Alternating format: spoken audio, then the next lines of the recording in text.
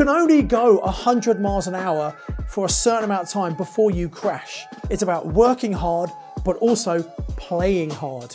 I was in Dubai in November, and the whole trip, the business class flights, a 5-star hotel, which was also on points, the whole trip cost about £850. Not the quickest thing, not the easiest thing, but the most important thing that's gonna move you forward.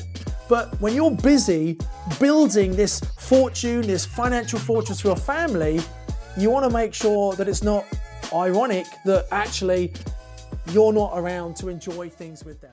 Hello, it's Simon Zutshi here, and welcome to this episode of the Property Magic Podcast. Now, I'm filming this in advance, but it should be released on the 24th of December, which is Christmas Eve. So right now, you're either just about to enjoy the Christmas break, or maybe you're during the Christmas break and you're just catching up on a few bit of educational pieces like this podcast. And in this episode, I want to talk about the importance of taking downtime. Now, I personally find this very difficult. I'm a bit of a workaholic because I love what I do. I'm always crazy busy, but that's by my own design, its own choice. However, some of the most successful people I have met absolutely insist that one of the most important things you can do, if you want to be a high achiever, is make sure you have plenty of breaks scheduled. You can only go 100 miles an hour for a certain amount of time before you crash. And to make sure you don't crash and burn, it's really important to put downtime into your diary. So I want to share a few ideas and a few stories about how you can do this. And one story that springs to mind is that when I was fortunate enough to go to Necker Island in 2015, I actually did a whole video on this YouTube channel about that and some of my learnings. You might want to go and check out that video next. But one of the things I thought was really impressive about Richard Branson, who, by the way, is probably one of the richest people I've ever met, billionaire, he's got hundreds of companies, he has a whole team, he's got 2 PAs because he's so busy, and yet he's got his life organized so he only works in the morning. In the afternoon, when he's on Necker Island, no one is allowed to do any work. It's all about enjoyment, relaxation, sports, water sports, chilling out. And I think that's a great way of life. So it's about working hard, but also playing hard. And so we need this relaxation, we need this downtime. And if you're wanting to achieve great things with your property investing with a business, and we want to work hard, a trap that many people fall into, and I've certainly had this myself, is we work so hard in our business or on our property, and we're doing it not just for us, but we're doing it for our family and our loved ones. A danger is we spend so much time doing that, we're not actually spending enough quality time with our family. I think my first marriage broke up very, very quickly because I just wasn't spending enough time with my wife, and ultimately she didn't think I loved her. And I've not really shared that with anyone before.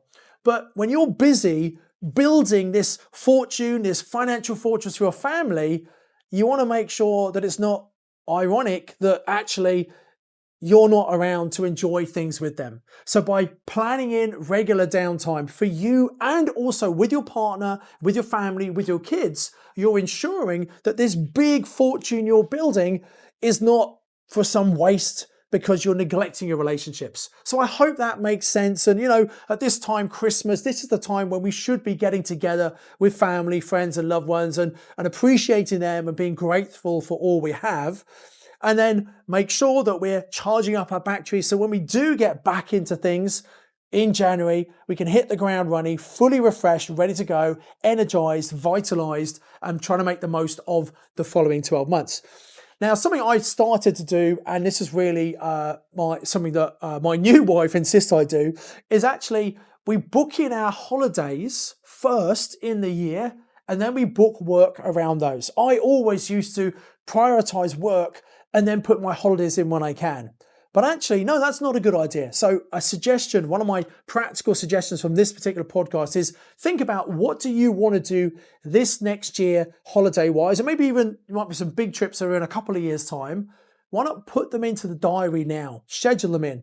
And one thing I do, I collect a lot of Avios points I have an American Express British Airways card, that's a personal card, and I have an American Express Platinum card, business card. I put all my spending that I can for the business and personally through those cards. I get lots of Avios points. With British Airways, I get a companion voucher. And so what that means is when I come to book flights, and I like to go business class wherever possible, I can book a business class flight, take my wife with me, and actually not really pay much for it. I use some Avios points. I was in Dubai in November, and the whole trip, the business class flights, a 5-star hotel, which was also on points, the whole trip cost about £850. So I had a luxury holiday for economy prices.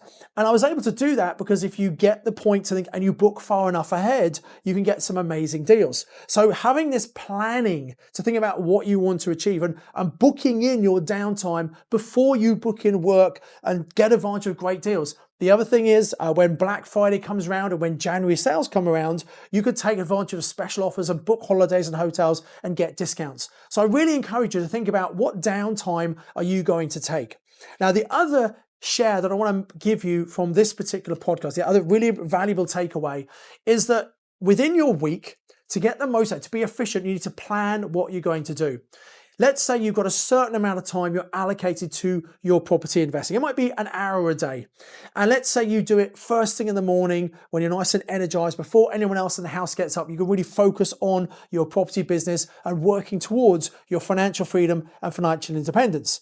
So you put that hour in your diary. What you don't want to do is come to that hour and think, oh, right, what shall I do now? Or shall I do this? And looking at your action list and messing around and losing half the time because you're not focused. Ideally, before you even get into that session, you should know exactly what you're going to do.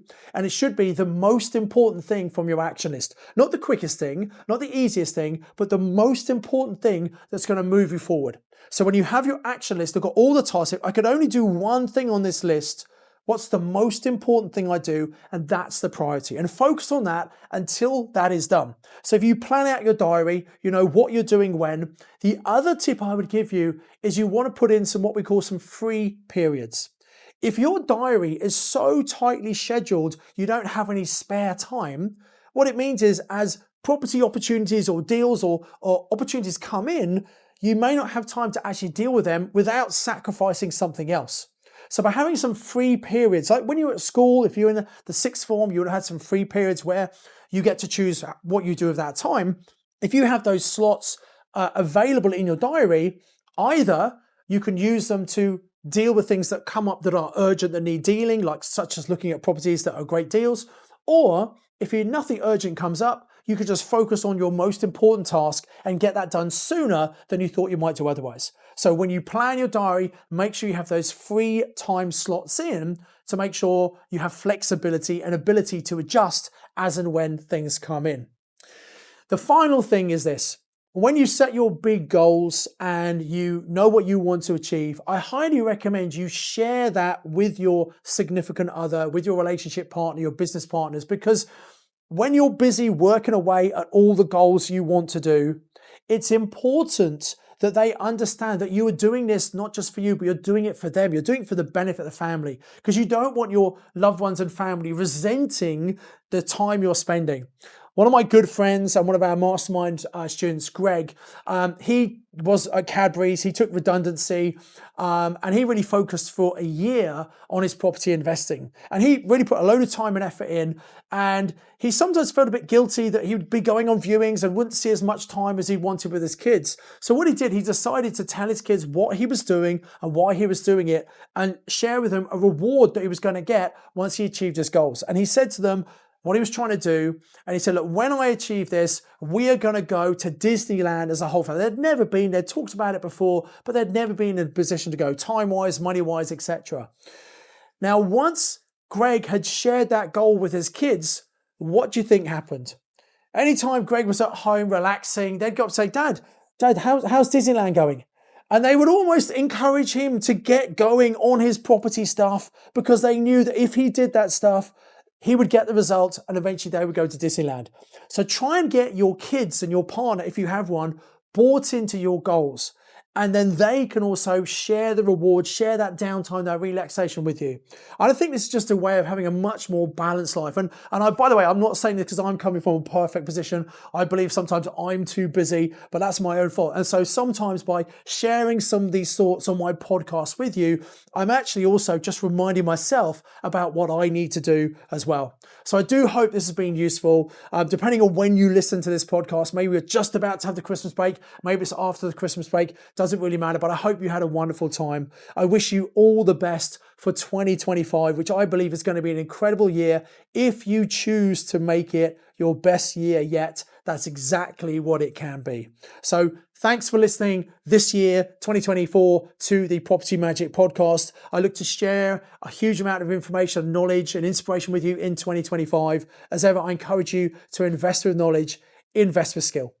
Now, if you've been watching the video version, please make sure you like the video. I'd love to hear, what are you going to do to relax, to recharge over the Christmas break? So come and put that into the comments and I'll come and respond to that. And make sure you subscribe to the YouTube channel and hit the bell icon so you get notified anytime we bring out a brand new video. Until next time, enjoy your break, invest with knowledge, invest with skill.